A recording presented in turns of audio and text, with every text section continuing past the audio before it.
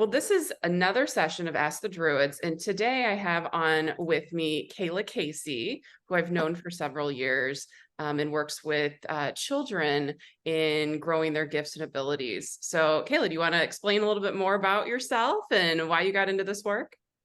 Yeah, because I wanted to be as awesome as you.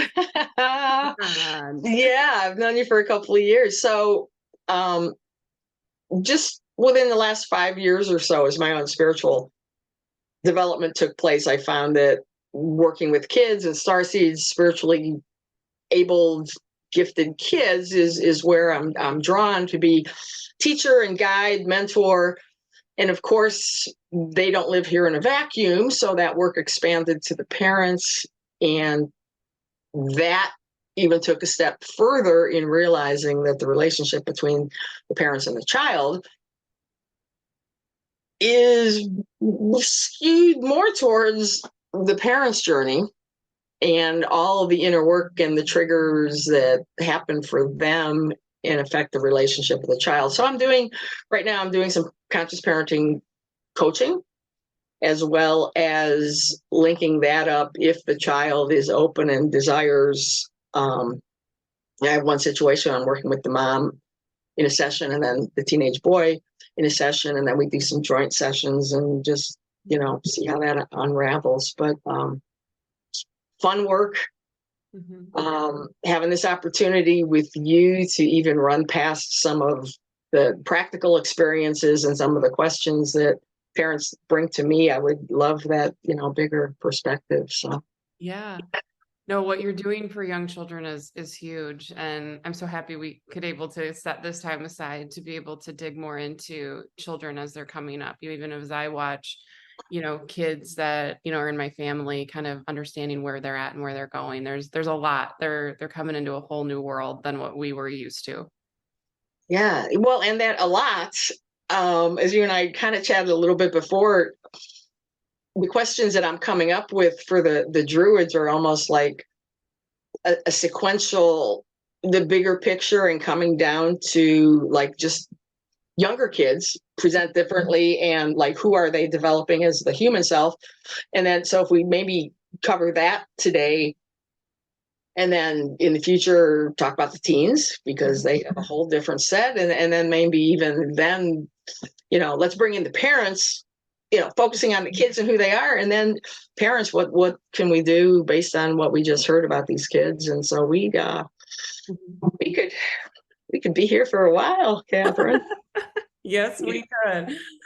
Well, great. So the topic that we've kind of already said is going to be about children, but did you have a specific way of saying that? Because I know the Druids would get very specific. Yes. Should I say this well, they're hearing us now, so that's okay. So what's really attractive about the druids, from my understanding, is that they actually have had this human experience. Mhm. um, so that knowledge of what the humanness of it, I mean, if we're here as this species, we can't divorce the human development from the spiritual giftedness. So my question initially is going to be really around, this fully human, fully divine goal that we have in our lifetime. What is that? How are we playing that out? And even it's a goal. The ascended masters, presented themselves in that space of embracing both. So if that's even described as our ascension process, is the fully human, fully divine really what we're describing as a human species, Mhm. what we're striving for? So I wanted to start there and then bring that into what does that human look like Mhm. as these kids are bringing that light in.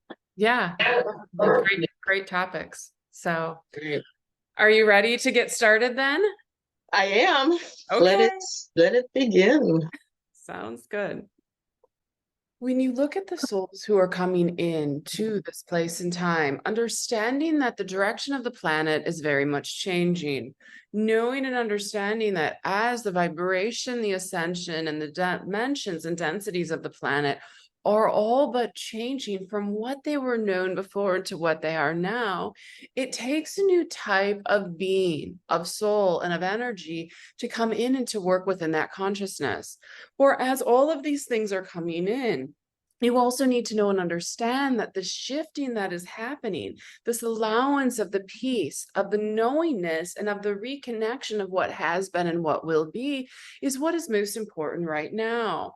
Because for each being who is currently on the planet right now, they are here knowing that they came into this time and place, and an allowance for the understanding, the being, and the peace to be there for them, because they are allowing to live during this timeline on the planet Earth during all of this ascension and change, which is very strong, which is very set within what has been and what will be. Because as a being on Earth, when you can help assist with the ascension, with the change, and with the newness coming in, it allows for that new knowingness to be. For as you understand what's happened before to what happens now to what will happen in the future, some of the new souls that are coming in, some have been on this planet before, but will not recognize it for what it is turning into. Others have not and have decided to come in to assist in the rebuilding of the vibration and the energy that is here. For when all of that comes in, it is important to realize and understand that the pieces that are placing, how this is connecting with those that should be, have been, and will be, are more about the reconnection of the knowingness. It is going truly back to the consciousness and the source energy of what there is and why it's here for all to be seen and for all to know. Whereas all of this is coming in and the reconnection of what has been and what will be is very important for what is knowing. For the knowingness that is there also allows for the niceness of the connection that has been. For when you can connect the earth with all of the elements, back with source, back with creation, with all of the other interplanetary systems, and when they are all working with on the energetic grid that is part of the universe that connects all, it is about seeing that part of earth glow more. It is about knowing that they are here, that it is about the reconnection of what has been. It is about the understanding of who, what, when, where, and why. And as those things are happening, it is allowance and a knowingness that as these new beings are coming in, they need to be looked at very differently. For as they are coming in a different energy, in a different way, in a different place and time, it is also about having that peace, having that serenity, and truly having the knowingness of what is there, what will be there, and how all of these things come together for you. For when a being comes into the planetary systems now, they come within the energies of when they are born, which is the humans know as astrological energy. And that is the case. But they also come in with energy from their soul family, their soul core, their star seed, all of those things that are all part of it, including the other consciousnesses that are out there as well, that they are affected by because they are part of them. And so when you look at all of that together, if they're walking into a planet that is not as dense, but that understands the density, or they remember the density of what was here before, it is truly about them having that understanding that now it needs to be done differently. Each generation moving forward is going to look at things very differently, and they will look at it more of a oneness. But it is important to realize that as you come to Earth, it is all about the connection of what you want to learn, your life purpose, your life path, and your life direction. And as all of those things are there, and as all of they come together, it is also about you having an understanding that what has been, where things are at, will truly be the connection of all that is and all that will be. For as all of these things come together and you connect with where you need to be, where you are, the difference is that you're trying to connect within the 3D sense with understanding how you fit in. Many of these new souls are coming in not understanding how they fit or not caring how they fit, but seeing things in a much different direction.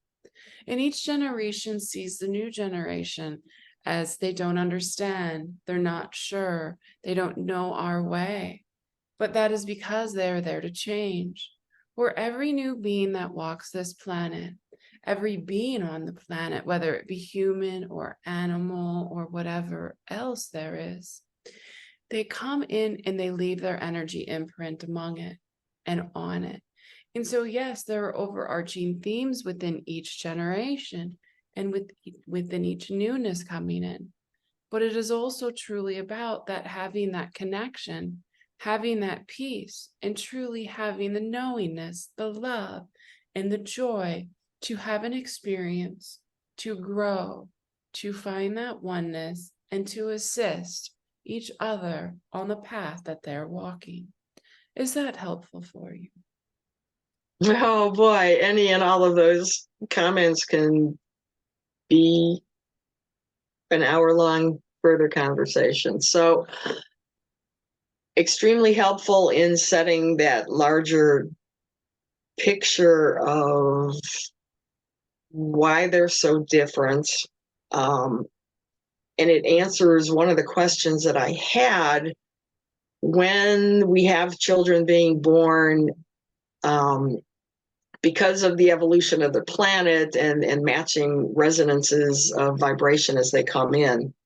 I had heard at one point that all kids are at that higher vibration when they arrive, and it's a matter of then the living out of those first years being affected by the density of the environment around them, often determines what those first 5-7 years really look like. And I guess just to clarify that a little bit, the simple question is, are all kids coming in at these higher vibrations with this special mission, or are some really, quote unquote, more average without that mission of ascending the planet? And so it's a very simplistic question, but like, are they all spiritually gifted? Are they all star seeds at some level or another? And it just plays out differently based on their life purpose. So that's a question that I often get. So each being who chooses to come onto the planet Earth comes on with their own reasons, their own purpose, their own experiences, their own karma, their own energies that they're looking to experience, to release or reconnect with.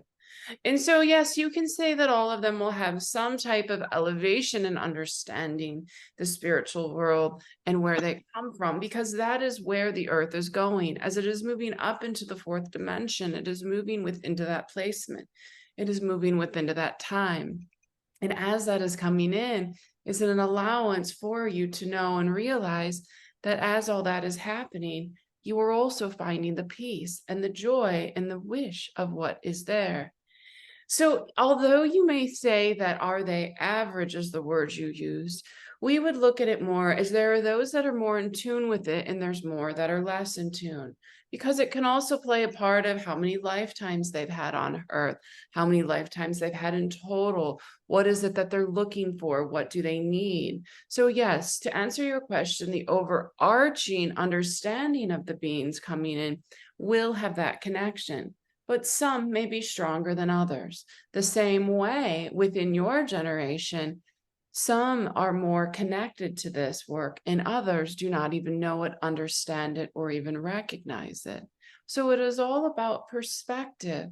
But if all were the same, it would not match and it would not allow for growth and development within this area of life. Is that clear for you? Yes, it is very helpful.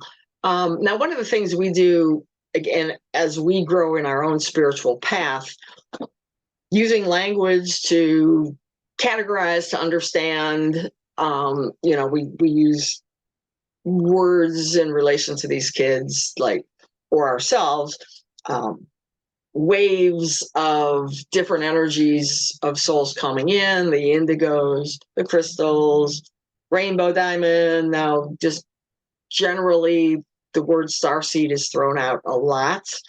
And again, the definitions of that kind of are modified based on what channeling and who's actually describing it. But as an overall understanding of that, my child is born and here's that infant, whether I know it's a child with a specific mission based on any of those categories,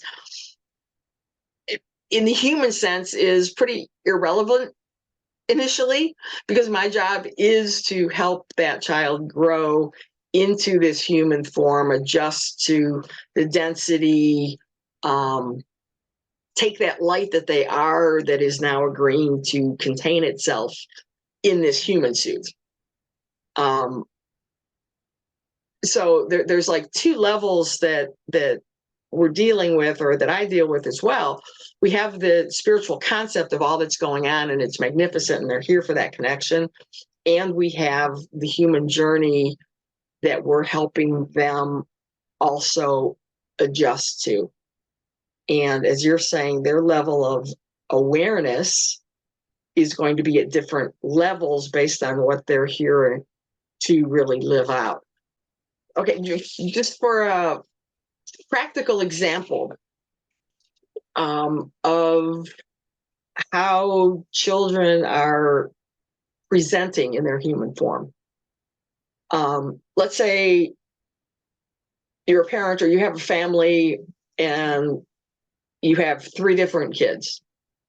First child's born, you're all excited, you're reading all the, how to raise the child and taking advice, and for most typical ways, it's like, okay, this is a great first child. He's somewhat emotionally balanced. We get a little sleep at night. So we're aware spiritually, we're looking for things and just acknowledge the beauty of this soul that was blessed coming to us. We have a second child. That child physically, my God, the sensitivities to sound and light, and it's so different from the first child. Maybe some allergies. Emotionally, they seem to react every time somebody walks in a room. So there's some empathic type of evidence of who they are representing as. And then let's say a third child comes in, totally different. You just know that this child isn't like your first two, and you can, even looking in their eyes, they seem to be able to read your soul. Certain babies, I've had an experience of just looking at me, and for 2 minutes, very unlike a typical baby, hold a gaze and just, they have this deep knowingness. And this may also be a child then in the middle of the night is having night terrors and wakes up and you don't know what's happening. It may be the strong-willed child that pushes back on everything and seems to know exactly why they're here. And no matter what you say, they're going to seemingly follow their own inner compass. So in that scenario of those 3 different presenting children, like how would you assess that in light of what we're talking about, and say environment is somewhat similar? Well, it is about what the path of each of those children are coming into. It is about what their purpose is, what they need to experience, what their past has been like, what their concurrent lifetimes they are living, what energies are they picking up, what other knowingness do they have? Are they all part of the same soul family? Are they not? How does that all come together? So what you're asking is it all the same because they're within the same family structure? And the answer is no. Because there can be contracts that are made that allow for other beings to come in, that allow for a soul to incarnate within a human form, within a human family that is not of their soul family or even from their soul core family. And so that allows for the differences to be had. But it is about each one on their journey and on their path. And so the same way you can look at children of a family and see that one is very strong in math and one may be strong in science and one may be more creative and has no desire or interest in science or math and is no good at it. And that is okay because that is the path that each of them chose. Those are the skills that they each came in with to be able to excel. And they did agree to who would be within their physical human family. That was part of the knowingness as well before they decided to incarnate. And so, as all of these things are coming in, it is truly about that connection in that placement of who has been, who will be. And so you cannot do it blanket statement that way, but instead know that each soul is different. Each soul has a purpose. And so it may rely more on the spiritual side of things, on its intuition, on its lifetimes, understanding energy to be able to move forward. But there's others that may not. And so that is about what it is truly is, that you have to allow each being to truly be who and what they are. And as all that is coming in, it truly is an allowance for the love, the knowingness, and the oneness of what has been and what will be. Is that helpful for you? Yes, very much. And it certainly um, amplifies the reality that parenting certainly is the hardest or the most challenging soul agreement mission that somebody can possibly undertake. To be that person here to guide the uniqueness of another soul is truly, I just honor each and every parent that I work with. um, Not only are they living out their own soul path, but then attending and setting aside some of their needs to help these little ones to come into their own. It truly just amazes me. So, yeah, let me get kind of specific in, again, some of the, maybe these are myths, maybe these are projections, I'm not sure. But um, there's a higher prevalence in these last 15, 20 years of children that are presenting as neurodivergent and on different levels of autism or higher sensitivity, HSPs. Some of the kids that are nonverbal, parents are having experiences of these kids really showing some high telepathic abilities. And at one point, I was having conversation of it like even makes sense as this soul coming in, the delay in language or no language at all, if they're communicating telepathically with us or with the mom, and we're gifted enough to pick that up, there's no need for language. So as you're saying, they're coming in not really even understanding what they're coming into sometimes, or they forget that. So back to the children with autism, it can be said, I believe, that many children with that human condition and experience have extremely high spiritual gifts and are extremely high vibrational along the scale of ascension and mission.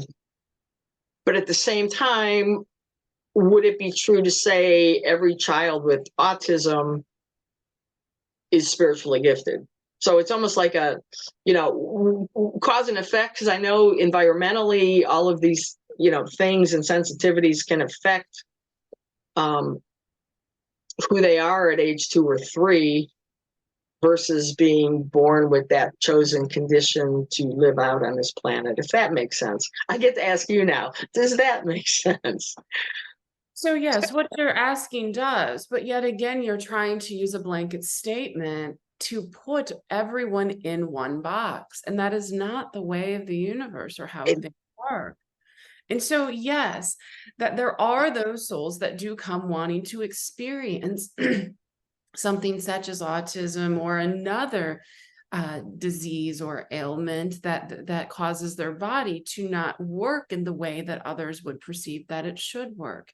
And so, yes, that there are those that come in wanting to have that experience. There are also those that incarnate and realize that the body may not be at the right vibrational level for them, or might not be at the right placement for them. And so it is a struggle to understand how that works and how that shifts. And so, yes, they all are connected to source, to their spiritual path, because just like all other beings are. But you have to understand that when someone in the human form is not considered what you would expect them to be, where they do have maybe a learning disability, or they struggle with certain things, or they're having difficulty speaking or other things, it is about truly understanding why that is. Is it what they chose to come in with? Is it an energy from a past lifetime? Is it an energy from this lifetime that they're just not meshing, that their energies just aren't truly connecting with the human form or with those around? Is it environmental? What are all of these different things that it could be? And so, because they have these struggles, sometimes, yes, they can, their soul can say, let's revert back to the soul. Let's revert back to source, to what we know, to truly allow for us to move forward in a different way. Perhaps a different contract was written then when they said, okay, I'm going to have this experience instead. Perhaps they're one that has to overcome it and has to see how they fit. But the thing is you can't look at all children anymore and try to put them in one box the same way that was done for many, many centuries prior. It said, if you don't fit within this mold, you are different. And so you go over here, or you're not right, or you're not correct. Now it is looking at embracing each being for exactly who they are, knowing that they aren't going to be the same as another child, and knowing that that is okay. That is the right thing to do. And as all of this is happening and as all of this is coming in, it is about knowing that each being who comes in, if you give them the support, if you allow for them to show you what they need, what they desire, that is when it will truly all come through for you. That is when you will have that peace and that knowingness that all of these things are there for them. And so it is about the support of each individual being on this planet, as they are a soul, as they are a human, as they are a consciousness, as they are a multidimensional being. When you can see someone from all of those perspectives and ways, that is when you will truly understand them and know that each of them are very, very different from every other who is out there. And that truly allows for the connection and for the growth to happen. So allow for you to see each being as their own individual person, energy, and stamp, and not say, well, we think they might fit more over here. Do not put them in boxes, for that isn't where they need to be. They need to be seen for who and what they are. And they may fall into a category, we will use that word, but not saying that, oh, that they are so very different, that they don't have a life. It is about knowing what you can do to support them, letting them open up to you, letting them be honest about where they're at, about what they need, so that every other human and parent or support system can support them on their journey of life. Was that clear for you? Yes, very much. And it really is just a great reminder to keep our awareness heightened to the fact that there is no one answer. If there is, the one answer that you're giving is this unconditional love and attention that we're giving to listen to them. And certainly as the humans on this planet and the adults, we are so programmed to need those boxes to understand. So this is a great reminder for anybody listening, and myself as well. If we find ourselves needing to compartmentalize just to give us a sense of more control, recognize that we're doing it, forgive ourselves, and blow open the box again. And sometimes maybe start over in that insight and appreciation. So, and then even concluding from that, would you agree that it's, for as much as we understand conceptually, spiritually, there's all these different beautiful souls coming in with different needs, how important is it for us to look at our kid and try to figure out, well, what kind of kid is this?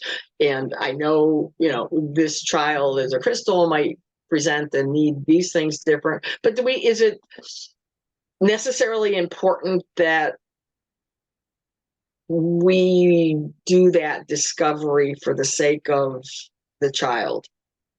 So I know I'm almost asking, I'm hearing you say, don't put them in a box. Yet the more we can understand about their uniqueness, it's going to help us in that relationship, nurturing them. So it's kind of a both and at the same time. So it is not about digging in to try to find out who and what they are. It is about allowing for them to show you. It is about not giving judgment or opinion when they say, I saw this, I remember this lifetime. That person was my mom in another lifetime. It is not questioning that. It is not trying to say, well, do you know this? Where were you? How do you resonate? What connects with you? For some humans, it's about just coming in and living this experience and living this life. And so it is truly about the openness and support that you can have with each human and being that come onto this planet. For when you can have the openness, when you can allow them to lead and you to follow and support behind, that is when it will be the most clear. For there are some souls that will not want to reveal it right away. There are some that will be more honest and more open about it. But it is not about trying to get all of the information out. It is about letting them lead the way, walk the path, and then it is about you opening up and supporting them no matter what they say or what they tell you as they experience this human form and this lifetime they are on. For when they can do that and feel safe to talk about this, that isn't very much known within this humanity right now and isn't as accepted, that is when they will have what they need to live out the life that they chose here to live. Anything else you have before we go? Just, yeah, probably the one follow-up, just because it makes sense to ask it here. So certainly as the adult in relation to what we understand today about human development. Now, again, even that's evolving because these kids are coming in more evolved. So the typical stages of human development and brain development and all those practical things, it'll be interesting in 20 years to go back and see how our understanding of that is different. The danger, so to speak, or the challenge for those of us on the spiritual path with this understanding, I have encountered the tendency to want to overlay or project onto our kids our understanding of the spirituality that we may see presenting in them, versus they're just a kid. They're working through the human development stages of being playful, and what they can hold as a bigger concept as they're growing. What a 4-year-old experiences and understands is different than the 14-year-old and the 24-year-old. And the more we as parents can, or teachers can, understand and honor that spiritual development of the human, while at the same time being open to the wisdom of the old soul coming out with these like profound statements. So they may, for 2 minutes talk about these amazing things, and it might be past life related, and we see that and we're staying open to it. And the next minute they're, playing Spider-Man, jumping from couch to couch. So in that sense, that human divine balance that they're here to live out it is, again, another challenge to just observe and nurture. And I'm not, I guess my question is allowing for that balance. And I just want to be very, like a very specific, let's just bring this down to specifics. There was an example of, again, someone online following this, really wanting to be open and learning as much as they can, was a terrified young mother who is awakening.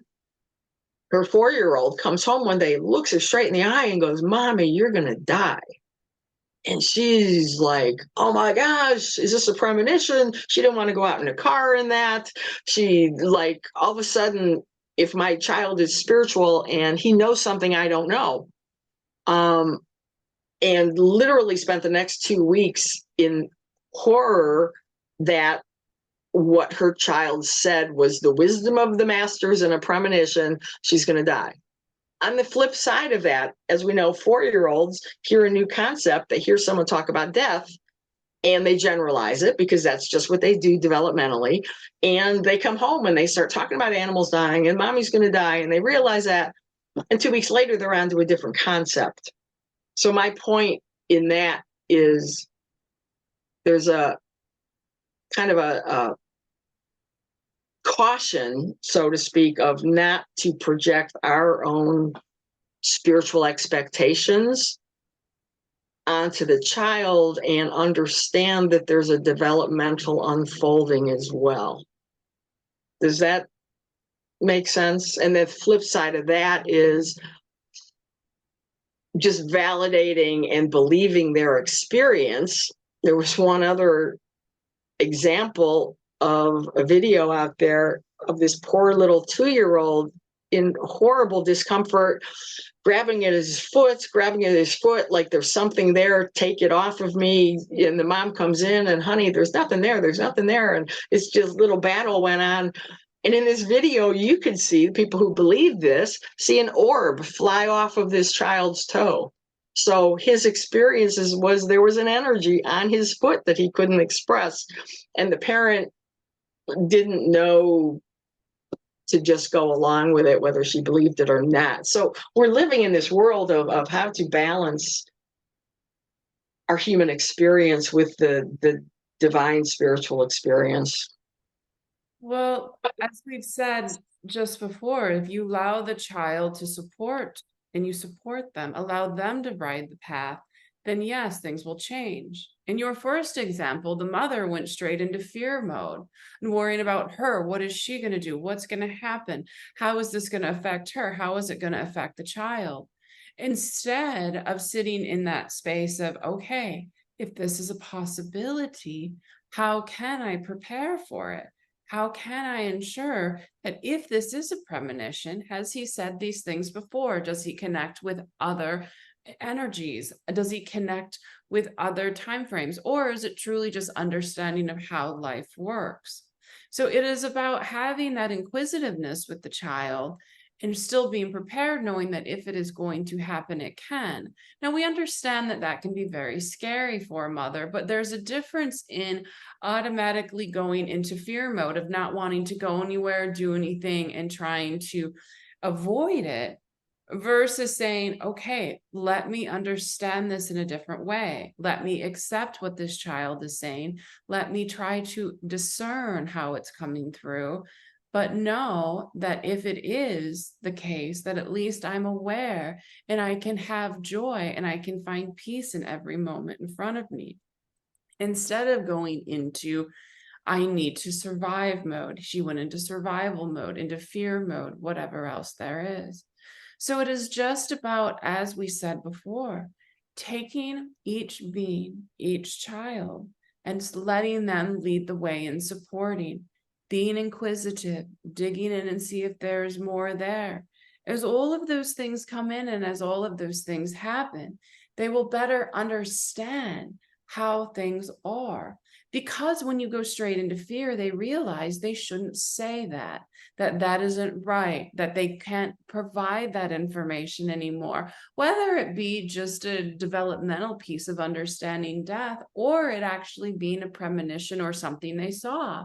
But you also have to remember it could be from a past life. They don't understand how lives are different. They see it all as one consciousness up into a certain age. And so it is about that understanding that that is how all of these things are playing out. And so it is about letting the child lead the way.